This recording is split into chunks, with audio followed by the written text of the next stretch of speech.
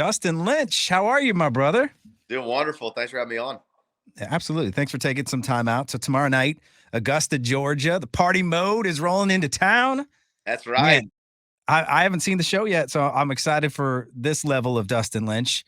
Uh, as I'm sure you have had probably a blast on this tour. I mean, you can't call it party mode without being in full on party mode, right?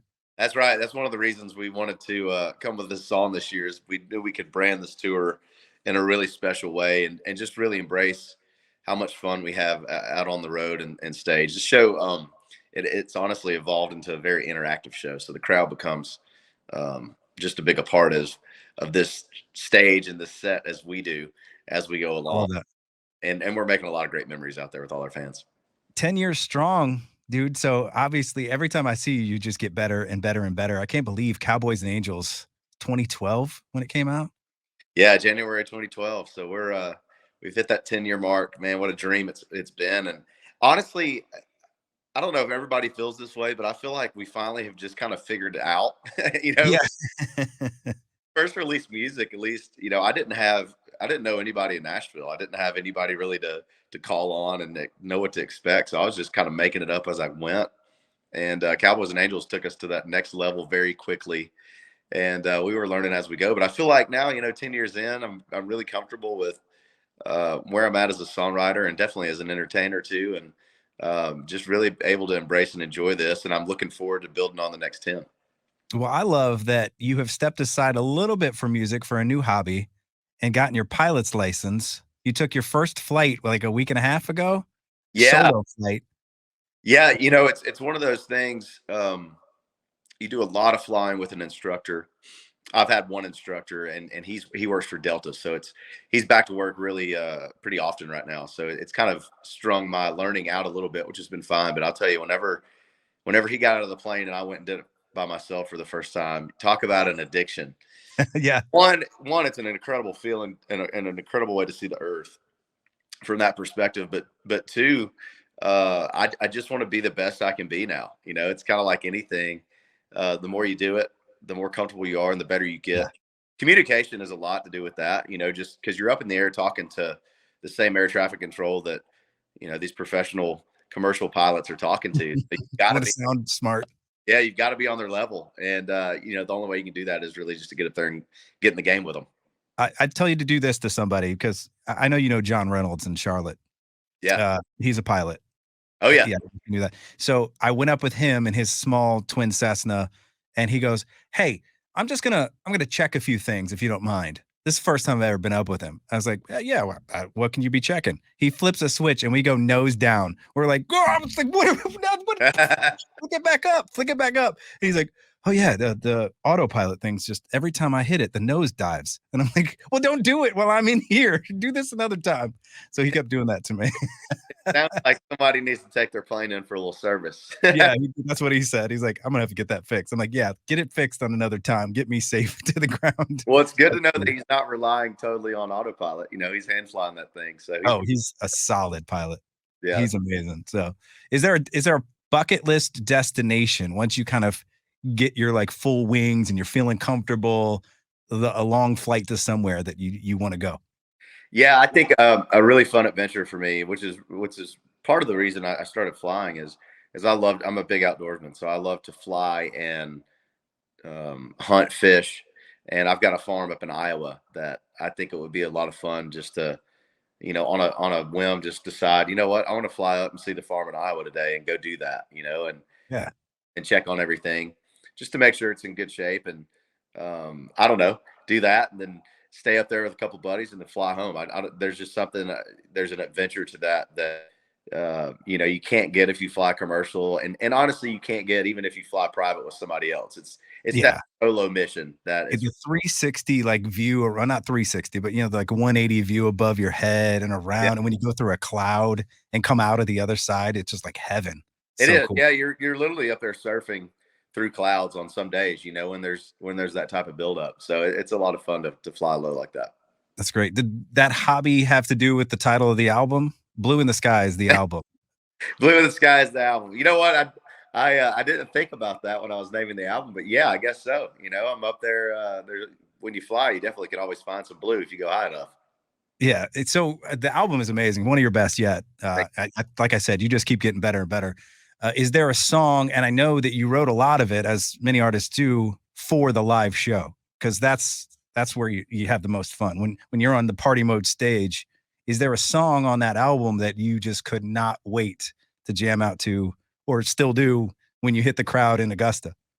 yeah, I know for a fact that Tequila on a Boat was Yeah, that list. It's just a fun, kind of laid back song. And the way that chorus was written, it's kind of a breadcrumb trail. You know, you can follow because it repeats the end of the line with the start of the next line. So I just knew that'd be something that our fans would pick up on quickly and be able to jam to. It's got a little bit of a reggae feel too as well, and I don't know. It just feels like you can easily drink your beverage to it. So that was one that going into recording, I knew it would probably make our set, and it has. yeah. Well, no good album is great without a good breakup song, right? And "Break It on the Beach" was actually semi-true story. Is that what I hear? Yeah, yeah. Believe it or not, you know, not really the way you plan things out, but I had a writing retreat down in Florida, and my girlfriend at the time was in California, and I was, the decision had been made that it was time to part ways in my head, and I was like, man, why would I fly her back to Cali and then back to Nashville just to break up with her? I might as well just do it here. You know, that's going to waste both of our time. So I did it on that writing retreat. So my co-writers knew it was coming. Um, Mhm. and it was, I don't know, it was interesting to be trying to write songs with all those emotions flowing. Yeah. Um, and I guess I might as well drop this with you. Might as well. Here's something I haven't said, but there's a song that we're going to release here pretty soon that came from that retreat. Um, and I just remember telling myself, you know what, we have to stay, whatever these emotions are, remember them, and let's try to draw from this for the next few months as a songwriter, because Yeah. unlike Taylor Swift, I'm kidding when I say that, but I don't I don't break up with people on purpose to write songs. I take my serious relationships very serious when I try them, which has been few, but so I just knew it would be probably a long time before I got to feel any sort of emotion like that, connection with somebody like that. So we got a new song coming here pretty soon that came from that experience as well. But Breaking on a Beach is about that. Um, it's about that situation, except I wrote it from her shoes, I guess. Okay. Is there a song, well, like you said, a lot of songs come from real life situations, real life things, you encounter things, and a song pops in your head. What's the weirdest object or thing or encounter that you had that a song you're like, oh, that's a song?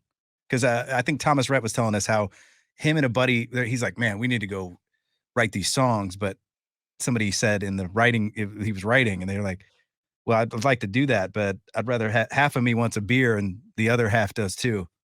And That's great. that's literally Yeah, was that's something like that's one that. of those hooks that, when TR put that song out, I'm like, yeah, that's a great hook, man. It's Yeah. perfect. I mean, it's just a great country hook. That song could have came out in the '90s, and and it just feels like it belongs there too. So I love Mhm. that. I don't know. I freakishly had recently. I had something that happened that hasn't happened since Cowboys and Angels, and it's where I pitched out an idea that one of my co-writers had the exact idea Wow. to write, and it's a song we wrote on a writing retreat at the end of July out in California. So that was kind of crazy. I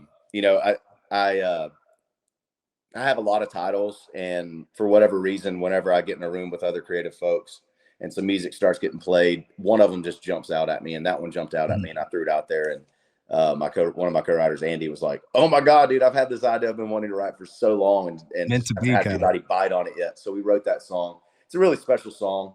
Um, I don't know where it's going to land yet. It's in my folder of short list of songs that we're going to start recording here pretty soon. More secrets from Dustin Lynch. I like it. Oh, did I lose you? Oh, there you are. I You got you now. froze up for a second. All right, let's wrap this with a quick fast five. Okay, you just All right, bring first it. thing that comes to your mind. Most craved food. Ice cream. Favorite piece of farming equipment. I know you're a farmer. Oh, um, Probably my bush hog. That's very you know, it's that instant gratification, I guess. All right. Embarrassing party mode fail you can remember. Did you fall Uh, off a balcony or a roof? Those are probably two of par- mine. yeah, party mode fell. Oh, you're talking about. I was thinking from stage. I'm like, God, Oh, definitely not either forgetting there. stage too. Yeah. Party mode fell. I went to Darius Ruck, or was it back in the day? It was Hootie and the Blowfish show, um, and woke up on a sidewalk after drinking too much Jack Daniels with the cops in my with a flashlight in my face. Whoops. All right. Go-to weapon in a zombie apocalypse.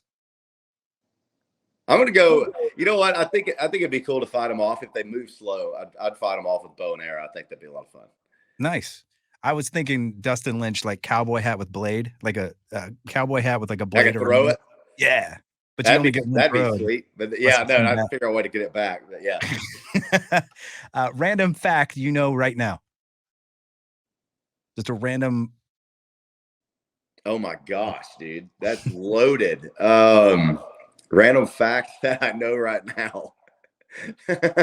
We do it a lot on Moot, Kimmy, and Otis. So we do like a, hey, do you know this? And we found out the other day that the barcode, when you scan it at a grocery store, it doesn't read the black lines, it reads the white. Oh, that's an interesting fact. Right. I'm trying to think of Put you on the something spot. with my piloting that would be random that a lot of people don't know, and I'm kind of blanking right I'll let you off the hook on that. Thank you, Dustin now. Lynch. Appreciate you, buddy. Can't All wait to right. see you in Augusta, man. And just have a great one, dude. We'll see you in Atlanta here soon, too. Thank you, buddy. Thanks, dude. Sorry, they keep hitting me. Bye bye. No worries, man. No worries.